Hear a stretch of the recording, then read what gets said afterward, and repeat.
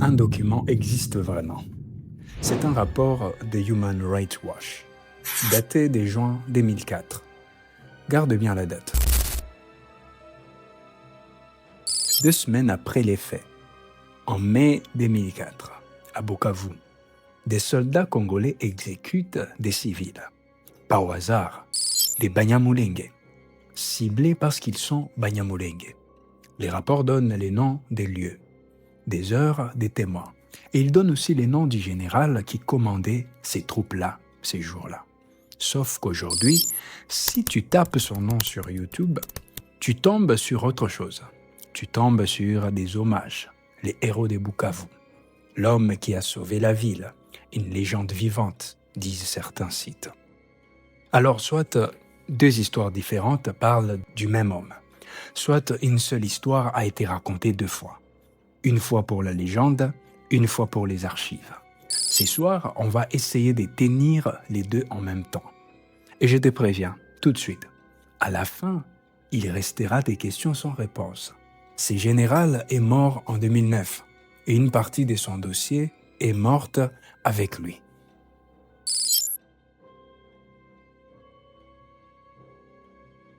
Bukavu, juin 2004. La ville vient de vivre 11 jours de cauchemars. Fin mai, 2 officiers dissidents, Jules Mutebussi et Laurent Kunda, ont pris la ville par les armes. Prétexte officiel, protéger la population Tutsi congolaise. Les Banyamulenge comme une menace d'épuration dans les faits. Une mutinerie de plus dans un pays où l'armée nationale, née de la fusion précipitée de plusieurs anciennes rébellions, ne tient parfois qu'à un fil. Le 2 juin, Kunda et Mutebussi contrôlent la ville. Les FARDC, l'armée régulière, ont reculé dans les collines. Et le 8 juin, un général reprend Bukavu, sans combat cette fois. Kunda et Mutebussi se retirent avant l'assaut final.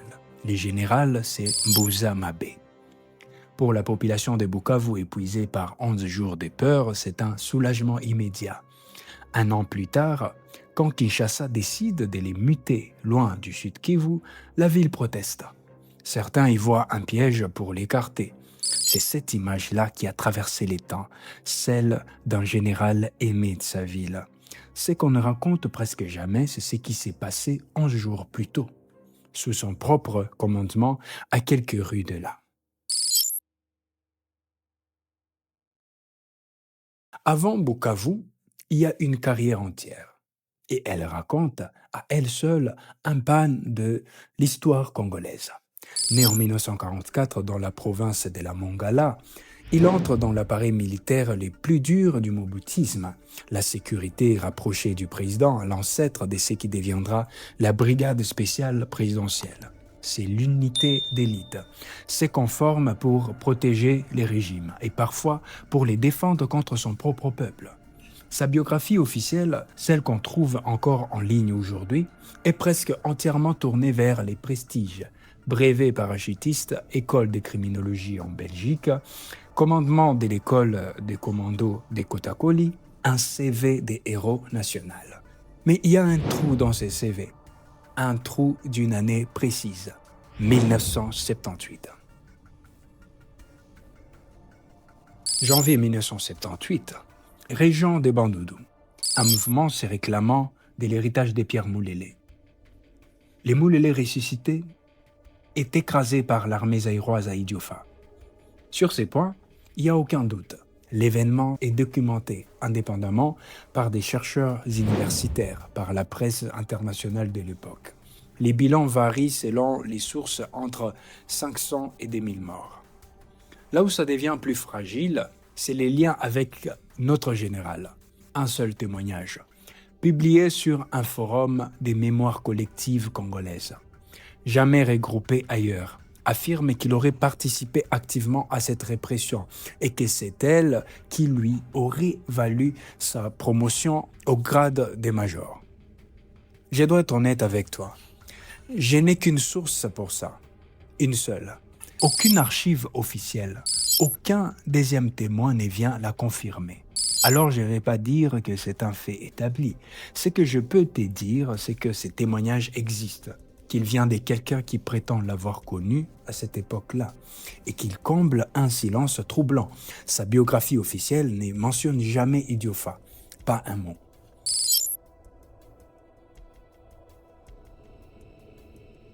« 1996, Mobutu est en train de perdre les pays.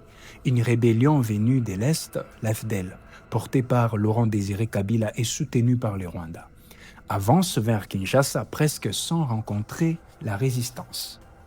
Notre général, lui, commande alors la région militaire des Matadi, dans les Bas-Zaïre, et c'est là que l'histoire devient trouble.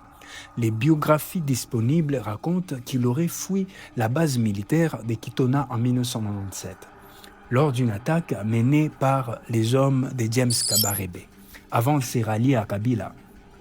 Une bascule des dernières minutes, comme beaucoup d'officiers zaïrois à cette époque. Sauf qu'il y a un problème de date. L'attaque de Kitona la plus documentée, celle qu'on appelle l'opération Kitona, menée par Kabarebe, c'est en août 1998, pas 1997. Et en 1998, ce n'est plus contre Mobutu que cette opération est dirigée. C'est contre Kabila lui-même que Kabarebe et les Rwandais tentent alors de renverser. Deux hypothèses. Et je ne trancherai pas pour toi. Soit c'est une simple erreur des dates dans les sources disponibles, soit deux épisodes distincts. Séparés d'un an et deux camps opposés ont fini par se confondre dans la mémoire collective. C'est le genre des détails qui semblent mineurs, sauf qu'ils changent complètement l'essence du geste. Fuir Mobutu en 1927 pour rejoindre les vainqueurs, ou se retrouve un an plus tard du côté attaqué par ceux-là même qu'on a aidé à gagner. Ce n'est pas la même histoire. Ce que je peux affirmer avec certitude, c'est ceci. Quel que soit l'épisode exact, il finit la première guerre du Congo du côté des Kabila. Et il va rester ensuite l'un de ces officiers qui traversent les régimes sans jamais vraiment tomber.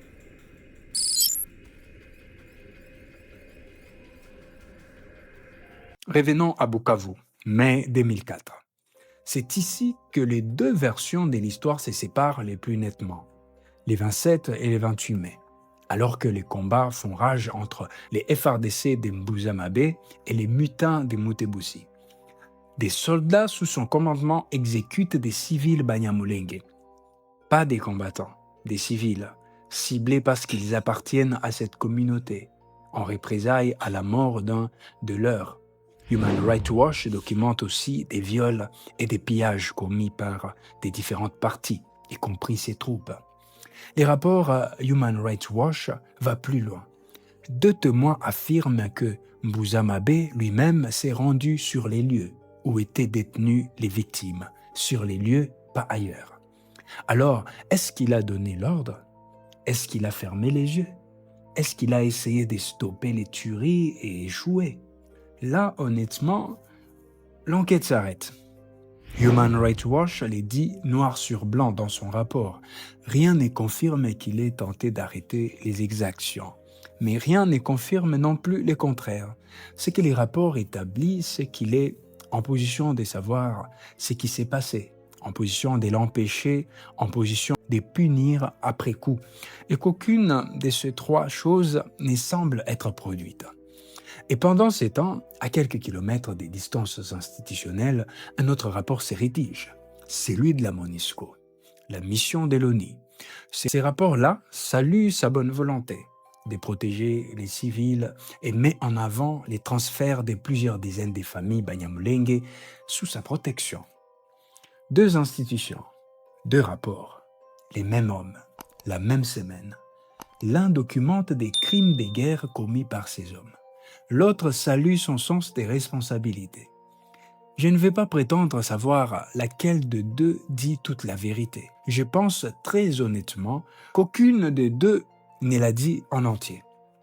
Ce que je sais, c'est qu'aucune enquête judiciaire, congolaise ou internationale, n'a jamais rouvert ces dossiers. Aucune audition, aucune sanction, les silences encore. Et c'est ce même homme, quelques jours plus tard, à peine, que la population de Bukavu accueillit comme un sauveur, en oubliant ou en ignorant ce qui vient de se passer sous ses ordres. Juillet 2005, Kinshasa mute Mbuzamabe loin de Sud Kivu. Direction la base de Kitona, puis très vite celle de Kamina au Katanga. La population de Bukavu proteste.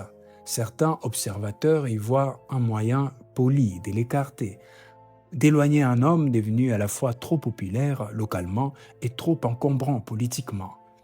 C'est une lecture plausible. Ce n'est pas une certitude. À Kamina, il reste jusqu'à sa mort, loin des projecteurs, loin de Bukavu, loin de Kinshasa. En 2008, sa santé commence à se dégrader. Depuis 2009, il est hospitalisé à Kinshasa. Sa famille, selon la presse locale de l'époque, lance un appel des fonds pour financer une évacuation médicale vers l'Afrique du Sud. Un détail rarement documenté pour un général congolais qu'on présente d'ordinaire comme puissant et intouchable. Il meurt les 19 ou les 20 mai 2009. Même les chronologies ne s'accordent pas sur les jours exacts. Certaines sources situent son décès à l'hôpital militaire de Pretoria, d'autres à Johannesburg. Un écart mineur, presque anecdotique, mais révélateur. Même dans la mort, l'histoire officielle de cet homme reste imprécise. Il est inhumé le 29 mai au cimetière de la Gombe, à Kinshasa. L'histoire de Mbuzamabe, c'est l'histoire d'un homme qui a survécu 3 régimes sans jamais être inquiété. L'histoire de Mbuzamabe, c'est l'histoire d'une ville qui a choisi de retenir un sauveur plutôt qu'un commandant sous les ordres duquel des civils sont morts. C'est peut-être surtout l'histoire de ceux qu'on choisit d'écrire dans un CV et tous ceux qu'on choisit d'y taire.